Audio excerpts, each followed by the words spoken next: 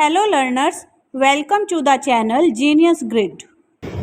This is the third part of video which is animal nutrition.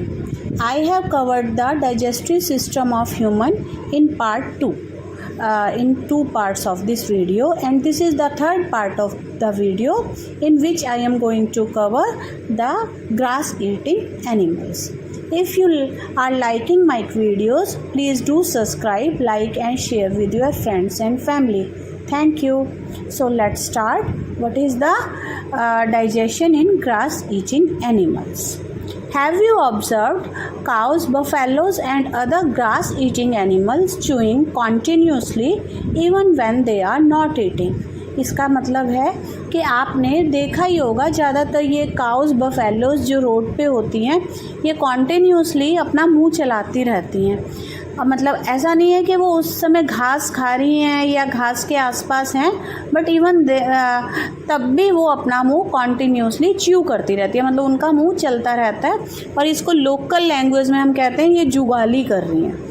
तो actually they quickly swallow the grass and store it in a part of stomach called as rumen. तो क्या होता है, वो जैसे ही उनको खाना मिलता है, मतलब ग्रास मिलती है, they quickly swallow it and they store it in a part of stomach that is called as र्यूमन।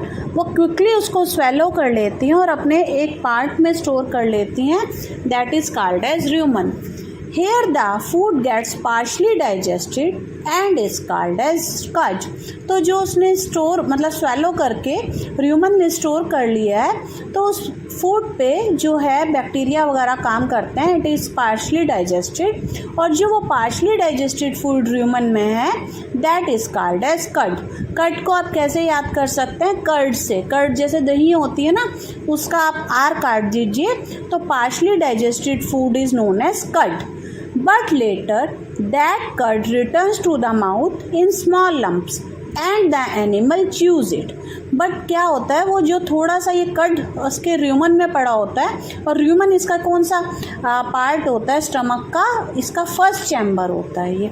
ये मैं अभी आपको बताऊंगी कि जो काउज हैं या बफेलोज हैं, ग्रास ईटिंग एनिमल्स हैं, इनका स्टमक 4 चैम्बर का बना हुआ होता है। 4 chambers are there in the stomach of grass eating animals.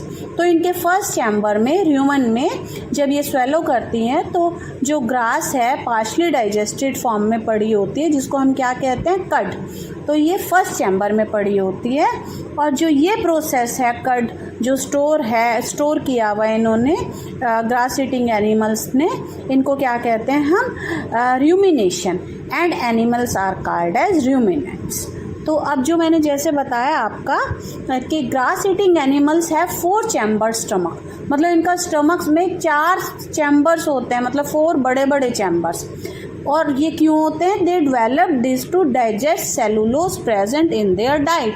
वो इन्होंने क्या, इनकी फंक्शनिंग है, ये जो सेलुलोज है इनका मीन्स ग्रास, जो ग्रास है, तो ग्रास को डाइजेस्ट करने के लिए इनका ये बॉडी पार्ट्स डेवलप हुए हैं। Ruminants have a sac-like structure called rumen between the esophagus and the small intestine। तो जो ruminants हैं, जो मतलब ये कर्ड को डाइजेस्ट कर रहे हैं, उनके पास ये rumen है that is present between esophagus, that is the food pipe, and the small intestine। और जैसे कि मैंने आपको बताया कि ग्रास ईटिंग एनिमल्स है 4 चैम्बर्स, तो एक तो हो गया rumen, then reticulum, omasum and abomasum. ये जो वाली जो आपकी स्लाइड है, देखिए ग्रास ईटिंग एनिमल आपको मतलब काऊ दिख रही है, इसके अंदर आप ध्यान से देखिए तो there are 4 chambers, rumen, omasum, abomasum and reticulum. ये 4 चैम्बर्स हैं इसके अंदर, जो मतलब इसके स्टमक को बना रहे हैं। र्यूमन और जैसे रेटिकुलम, ओसम एंड एबोसम, ये चारों पार्ट्स इसके स्टमक को बना रहे हैं। अब जो ये ग्रास ईट कर रहे हैं, ये क्या से ग्रास ईट कर रहे हैं? ये ग्रास को ईट कर रहे हैं that is rich in cellulose, A type of carbohydrates. In ruminants, like cattle, deer, etc., bacteria present in the rumen help in the digestion of cellulose। तो क्या है, जो ये घास खा रहे हैं वो कार्बोहाइड्रेट किस में रिच होती है, सेलुलोज में।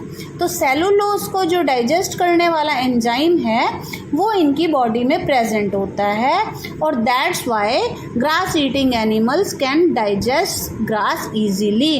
और ये वाला जो बैक्टीरिया है ये हमारे अंदर प्रेजेंट नहीं होता, ह्यूमंस में प्रेजेंट नहीं होता, that's why we can't digest grass और सेलुलोज। ये इसका एक बहुत बड़ा रीज़न है कि human can not digest the cellulose. Animals like horses, rabbits have a large sac-like structure के come between the esophagus and the intestine। तो जो ग्रास ईटिंग एनिमल्स हैं इनके अंदर एक केकम नाम का जो स्ट्रक्चर है वो प्रेजेंट होता है, और इसी के अंदर बैक्टीरिया प्रेजेंट होता है, that is grass eating bacteria और सेलुलोज डाइजेस्टिंग बैक्टीरिया। अब आपको ये मैं एक प्रोसेस दोबारा बताती हूँ कि जो ये काऊ है ये स्वेलो कर लेती है ग्रास और इसको स्टोर करती है र्यूमन में, और इसका जो इसको र्यूमन को कहते हैं first chamber. Here it is partially digested and is called as cut, and then cud is pushed down into reticulum which is known as second chamber, and then it is sent back to the mouth। और इसको फिर दोबारा से mouth में भेज दिया जाता है जहाँ पे ये थॉरो इसकी च्यूइंग होती है, और ये जो च्यूइंग की प्रोसेस है that is known as rumination, and animal doing this process of rumination are called as ruminants. तो ये सारी प्रोसेस है कड का वापस आना माउथ में और उसका च्यू होना is known as rumination, and then this food is reach to third chamber that is known as omasum.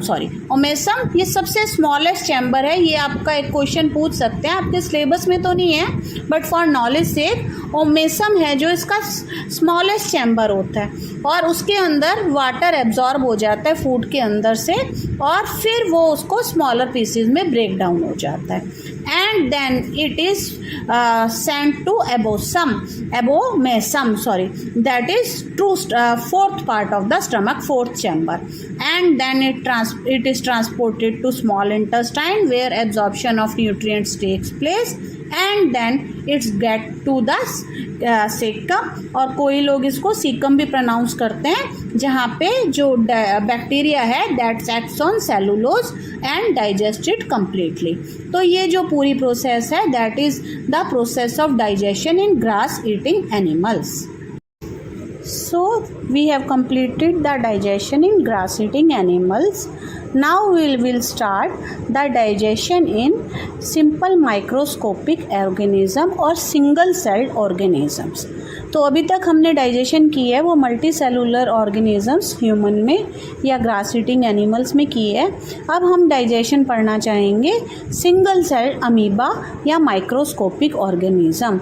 Single celled micro organisms क्या होते हैं, जो एक केवल सिंगल सेल के बने होते हैं, और इनके अंदर डाइजेशन कैसे होता है, मतलब इनका कोई एक सेल के अंदर आप इमेजिन कर सकते हैं कि डाइजेस्टिव सिस्टम हमारा कितना बड़ा है, मतलब माउथ फिर एसोफेगस स्टमक ये सारी चीज़ें हैं हमारी डाइजेस्टिव सिस्टम में।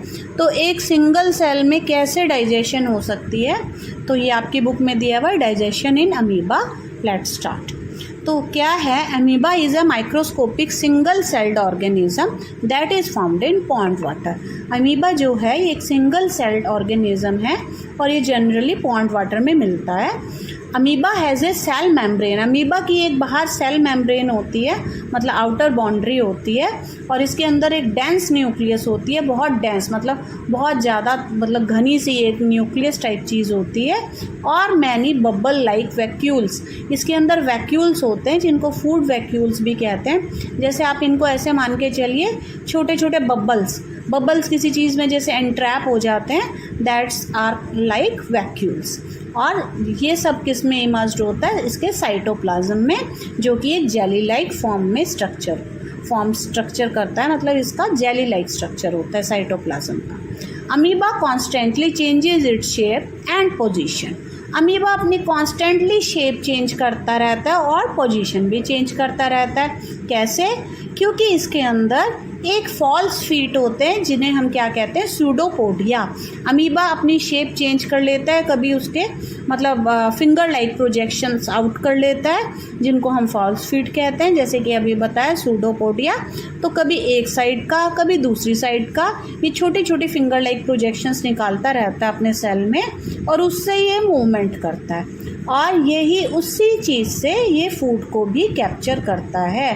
तो अमीबा की जो मूवमेंट होती है ये एक फॉल्स फीट से होती है जिसको हम सूडो मतलब false, podia means food false feet से करता है ये अपनी मूवमेंट। तो ये वाली जो आपकी स्लाइड है, ये आपकी स्लाइड आगे वाली है जो ये क्या दिखा रही है, ये capturing of food by amoeba. देखिए ये अमीबा है जो सिंगल सेल्ड है और इसके पास एक फूड पार्टिकल आ रहा है, ये सेंस कर लेता है, मतलब इतना तेज होता है फूड पार्टिकल। अब ये जो आगे इसकी दो प्रोजेक्शंस आई हैं ये इसको सूडोपोडिया कहते हैं, मतलब इसके फॉल्स फीड हैं और ये इसको कैप्चर कर रहा है, मतलब एंगल्फ करना चाह रहा है फूड को, इसको चारों तरफ से ट्रैप कर रहा है और इसको एंगल्फ कर लिया और इसकी बॉडी में फूड चला गया, तो इसकी बॉडी में फूड ऐसे एंटर हो गया। अब amoeba feeds on microscopic organism when it sense food it pushes out pseudopodia around the food particle and engulfs it। ये मैंने आपको पूरा का पूरा एक्सप्लेन कर दिया है कि माइक्रोस्कोपिक ऑर्गेनिज्म सिखा सकता है क्योंकि खुद बेचारा एक सिंगल सेल है, बड़ी चीज़ तो ये कैसे एंगल्फ करेगा। The food become trapped in the food vacuole. अब जो इसकी बॉडी में फूड चला गया है वो जो मैंने बताया था पहले ही बबल्स लाइक वैक्यूल थे, उसके अंदर फूड चला जाता है, that are called as food vacuoles. And now digested juices are secreted into the food vacuoles। अब आपके जो साइटोप्लाज्म में हैं वो जूसेस जो पहले एंजाइम्स थे और जूसेस थे वो उस फूड वैक्यूल में चले जाते हैं और वो उस फूड को डाइजेस्ट करना स्टार्ट कर देते हैं। They act on the food and break it into simpler substances. मतलब डाइजेशन की आपको डेफिनेशन तो पहले ही पता है कि digestion is the process of breaking complex substances into simpler substances.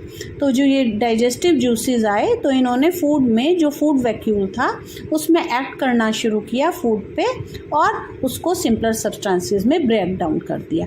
Gradually the digested food is absorb और फिर उसी ढंग से फूड की एब्जॉर्प्शन हो गई क्योंकि वो सिंपलर सब्सटेंसेस में डिवाइड हो गए और फिर वो फूड वैक्यूल से साइटोप्लाज्म में आ गए वेयर दे आर एब्जॉर्ब। और जो ये एब्जॉर्ब हो जाता है फूड वैक्यूल से बाहर निकल के जो फूड एब्जॉर्ब हो रहा है और यही चीज़ इसको एनर्जी देती है अमीबा को। और ये प्रोसेस जैसे अगर शायद आपको याद हो डाइजेस्टिव सिस्टम में होता है, जो डाइजेशन आपका कंप्लीट हो गया फिर आपका एब्जॉर्प्शन आ गया और एब्जॉर्प्शन के बाद जो आपको एनर्जी मिलती है, जो एनर्जी आपको मिल रही है that is known as assimilation. जो आपका डाइजेस्टेड और एब्जॉर्ब फूड आपको एनर्जी दे रहा है साइटोप्लाज्म में वो आपका एसिमिलेशन प्रोसेस कहलाई जाती है। The absorb substances are used for growth, maintenance and multiplication of the amoeba. तो जो ये एनर्जी आई ये किस किस काम आती है, ग्रोथ की, अमीबा ग्रोथ करता है ये अमीबा की, उसको मेंटेन करके रखता है उसकी बॉडी को और उसकी मल्टीप्लिकेशन मतलब फर्दर जो मल्टीप्लाई करता है और अमीबाज में, तो ये जो बॉडी की एनर्जी है उसके अंदर काम आई। और undigested food is egested out. Undigested food कैसे इजेस्ट हो जाता है, जो उसकी साइटोप्लाज्म से वो सेल से बाहर निकल आता है after rupturing the cell membrane. अब ये वाली स्लाइड आपकी डाइजेशन इन अमीबा की एक मतलब समरी टाइप दिखा रहा है। Nutrition in amoeba occurs through a process called as phagocytosis. जो ये अमीबा में डाइजेशन की प्रोसेस हो रही है इस प्रोसेस को हम क्या कहते हैं, फैगोसाइटोसिस। मतलब न्यूट्रिशन वो किस ढंग से ले रहा है, उसको कैसे डाइजेस्ट कर रहा है, that is known as phagocytosis. Where the entire organism pretty much engulfs the food it plans on eating up. जहाँ पे वो मतलब जो अमीबा है उस पूरे ऑर्गेनिज्म को, माइक्रो ऑर्गेनिज्म को एनगल्फ करके उससे न्यूट्रिशन ले रहा है। And this mode is known as holozoic nutrition mode, क्योंकि इसके अंदर क्या क्या प्रोसेसेस हैं, जैसे कि मैंने बताया आपको पहले, ingestion, digestion, absorption assimilation and egestion. तो ये जो मोड है अमीबा में फूड लेने का, उसको डाइजेस्ट करने का, उसको फिर एब्जॉर्ब और एसिमिलेट करने का, that is also known as holozoic mode of nutrition. ये वाली जो आपकी स्लाइड है सारी प्रोसेसेस दिखा रही है। देखिए ब्लू कलर का फूड है जिसको अमीबा एंगल्फ कर रहा है। ये सूडोपोडिया इसके आसपास आए, इन्होंने इसको एंट्रैप कर लिया एक जाल सा बना के इसके आसपास, और उसको एंगल्फ कर लिया विद इन द साइटोप्लाज्म। और फिर डाइजेशन कहाँ हुआ इसका? फूड वैक्यूल में। अब फूड वैक्यूल से जो एब्जॉर्प्शन वाली आपका अमीबा दिख रहा है, तो जो ये फूड वैक्यूल से फूड डाइजेस्ट हुआ है तो ये एब्जॉर्ब हो रहा है साइटोप्लाज्म के अंदर और ये एसिमिलेट कर रहा है। देन एसिमिलेट मीन्स ये गिविंग, मतलब ये गिव आउट कर रहा है एनर्जी अपने फूड से सारे सेल को, और फिर ये निकल रहा है थ्रू सेल मेम्ब्रेन। ये एक अमीबा का डायग्राम है जो देखिए एक डेंस न्यूक्लियस भी है इसके अंदर, सूडोपोडिया इसके अंदर अलग दिखा है। तो ये कंप्लीट डायग्राम है अमीबा का। तो इसके बाद ही आपका चैप्टर का यहाँ पे एंड हो गया है, मतलब सारी प्रोसेसेस मैंने कंप्लीट कर दी है और this is the end of the chapter. Please do like, subscribe and share my video. Thanks.